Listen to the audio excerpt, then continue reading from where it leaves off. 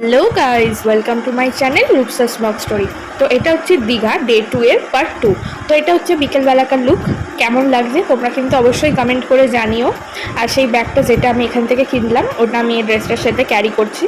তো গাইজ চলো বেরিয়ে পড়া যাক। আজকে কোথায় যাচ্ছি সেটাও তোমাদের সাথে শেয়ার করব। তো এই যে চলো বেরিয়ে পড়ি।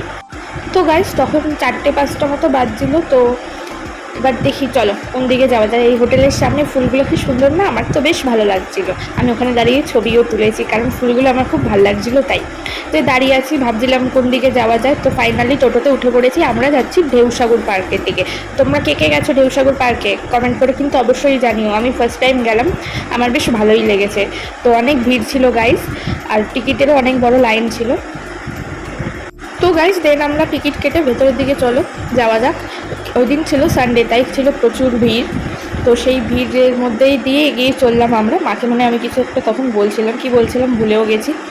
তো গাইস বেশ ভালোই লাগছিল লাইটিংগুলো দেখতে দেখতে, খুব সুন্দর লাইট দিয়ে এখানে সাজানো। তো তোমাদের সাথেও শেয়ার করি চলো অল্প অল্প লাইটের ডিজাইনগুলো।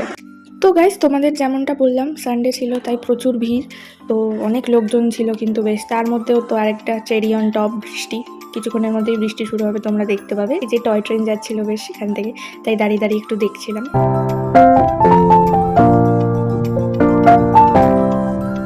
তো গাইস এখানে কারা কারা দাঁড়িয়ে ছবি তুলেছো আমাকে কিন্তু কমেন্ট করে জানিও। এই জায়গাটা খুব ট্রেন্ডিং, আমি অনেকের ছবি দেখেছিলাম এখানে দাঁড়িয়ে তোলার আর কি। আমিও তুলেছি কিন্তু এখানে দাঁড়িয়ে ছবি। কি দারুণ লাগছে না লাইট দিয়ে সাজানোটা, আমার তো বেশ ভালো লেগেছিলো। তো চলো তোমাদের সাথে শেয়ার করে ফেলি একটা ম্যাজিক। ট্যান্টারা, কেমন লাগছে ভিউটা তোমরা কিন্তু অবশ্যই কমেন্টে জানিও। কি দারুণ লাগছে না সমুদ্র এখান থেকে দেখতে। তো এই সামনে যে জাহাজটা রাখা, এটা কিন্তু এখানে ডেকোরেশন পারপাসের জন্যই রাখা।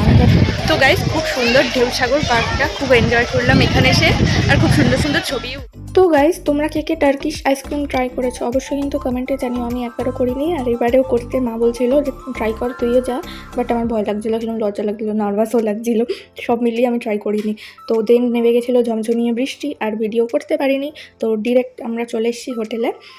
বৃষ্টির কারণে বাইরেও একটু ঘুরতে পারিনি ভালো করে। তো চলো গাইস রুমেই যাওয়া যাক, কি আর করবো, বৃষ্টিটাই সব মাটি করে দিল আমাদের ঘোরাফেরায়। দেখি যাই রুমে গিয়ে একটু রেস্ট করি, তারপরে কিছু যদি প্ল্যান হয়। তো দেন আমার খিদে পেয়ে গেছিলো, তাই নিচে মিও আমরে ছিল আমাদের হোটেলের পাশেই। তো সেখান দিয়ে কিছু টুকটাক খাবার নিয়ে এলাম চুটুর পুটুর, খেয়ে একটু রেস্ট করে নিয়ে তো তারপর চলে এলো আমাদের ডিনারে ছিল রুটি, আর কি ছিল চিকেন টিক্কা বাটার মশলা, আর একটা mixed veg. Night in Digha. তো মনটা একটু খারাপ হচ্ছে, এই আসবো আসবো করে চলে এলাম, দেন দীঘা ট্রিপ ওভার হয়ে গেল। তো একটু মনটা খারাপ হচ্ছে লিটল বিট। খুশিও লাগছে বাড়ি যাব, but last night in Digha. আবার কবে আসবো জানি না, এই এলাম প্রায় 8 থেকে 9 বছর পরে, আবার কবে আসবো জানি না। তো ভাবলাম একটু রাতে একটু দেখেই নিয়ে আসবো view from my hotel room balcony. Bye bye Digha, see you সুন।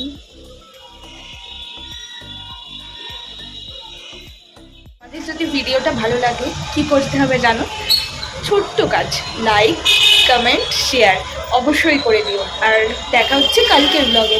কালকে খুব বেশি কিছু প্ল্যানিং নেই, সকালবেলা একটু বিচে যাব, দেন আমাদের বিকালে ট্রেন আছে। তো এটাই, তো দেখা হচ্ছে কালকের ব্লগে। এখনের জন্য টাটা। তো গাইস চলো শুয়ে শুয়ে একটু টিভি দেখি, টিভি দেখতে দেখতে এবার ঘুমিয়ে যাব। তো সবাইকে জানাই গুড নাইট, দেখা হচ্ছে কালকে একটা নতুন ব্লগে।